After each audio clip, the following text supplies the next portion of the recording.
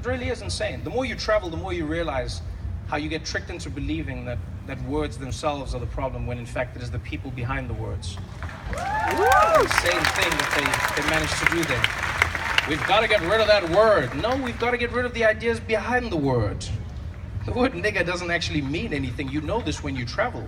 All over the world, nigger means nothing. Yeah, we've learned it from America, but nigger is nothing. It's just like, yeah, nigger, then what? Nigger. Yeah. People have said it to me in America. It's the strangest thing.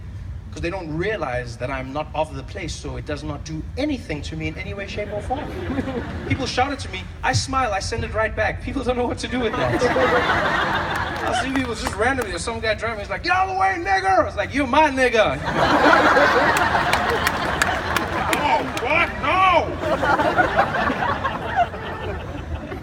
I don't believe in giving a person the pleasure of realizing that they've spoiled my day. I'll never do that, you know. If someone shouts out, I was like, nigger! I'm not gonna be like, yeah, I'm a nigger. And I know I have the ability to do that because I come from a different world. I come from a place where nigger never existed. In South Africa, the word nigger means nothing. You know. In fact, we had a different word to oppress black people there. The word they used was kafir. That was the word, kafir. Right, which means nothing in America. If you say it here, it's like, what is it? Kafir? Is that a, yeah? Kafir? Yeah? What is it, like a probiotic? What is that? What is that a thing? Nigger meant nothing. Everywhere in the world when you travel. But it's so powerful here. Someone can spoil your day. Don't say that word. Don't say it. I always think to myself, though, it must be really hard for old white people who grew up with that word as part of their vocabulary. They were taught to use it. They were encouraged to use it by the government. People were saying it every day. And then all of a sudden, one day, you're 70 years old and then someone just walks up and goes, hey, you can't do that anymore. What do you mean? You can't say the N-word. You mean nigger? Hey, stop saying that! You can't say that. Well, then how are they gonna know I'm talking to them? What? Stop saying that! Like, but I feel bad for people. Like, can you imagine? You can't change those old racist people. I always say that. Like, you just gotta wait for them to die and you focus on the youth. That's what you do. You can't change, like that person, I'm sorry, 70 years of knowing one thing and now you think they're gonna change? It's not even like the word is gone. People are sitting at home watching TV, coming across the wrong channels, pops back into their lives, they see a hip hop song and it's just like, oh my niggas, like, oh no! Oh, I miss it so much! It looks like so much fun! I always ask this question. After the civil rights movement and after America changed, where did all the racists go? Because people always say that. They always ask that question. They go like, there's no more racism. You're like, well, where did they go then? Did the people just leave? Did they disappear? Did it end? They're like, no more racism. All right, I'm done. Good. Okay. What's next? Where did they go? There's people who have it, and they have it pent up inside of them. And because we don't talk about it in society, it always comes out. It always explodes out. People are like, how did that happen? It was always there. It's always there. We didn't talk about it. There should be like a racist anonymous. That's what there should be. A place where people talk about these things, you know? Like Donald Sterling from the Clippers. You remember him? He was super racist. What happened to him? They gave him $1 billion and sent him home. Yeah. Now he's a racist billionaire, the worst kind. No one changed him. No one tried to change him. I think about these things all the time. I go, how do you fight this? It got me thinking, actually. I was like, in Africa, the word nigger never existed, right? No one was called nigger, no one was oppressed by nigger. They all know niggers, no one is a nigger.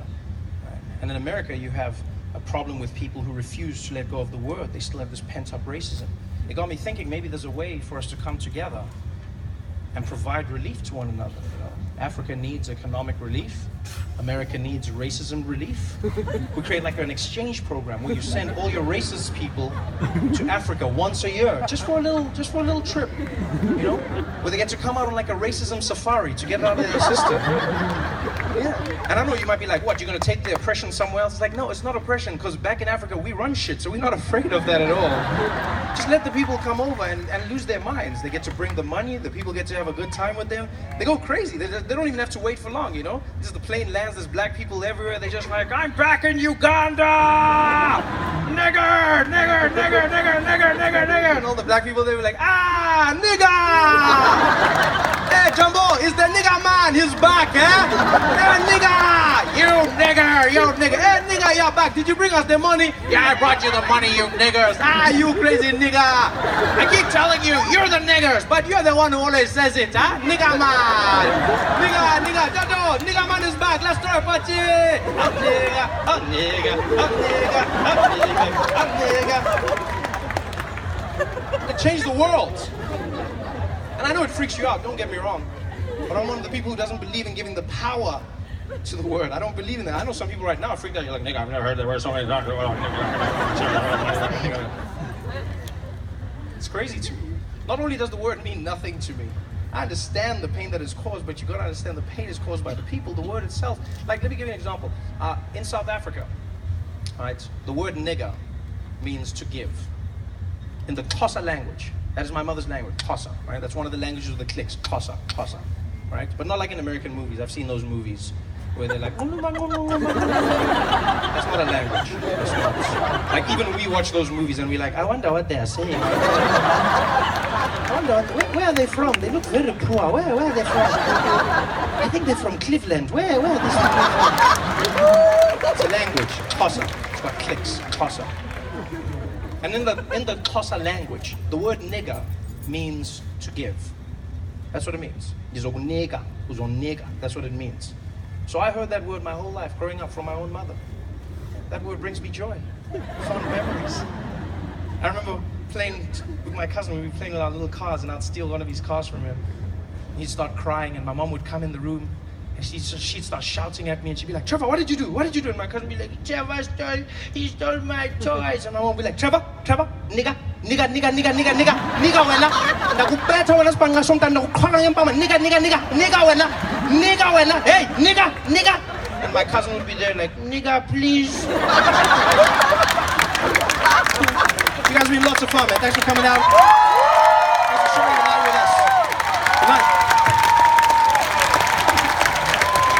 Trevor Noah.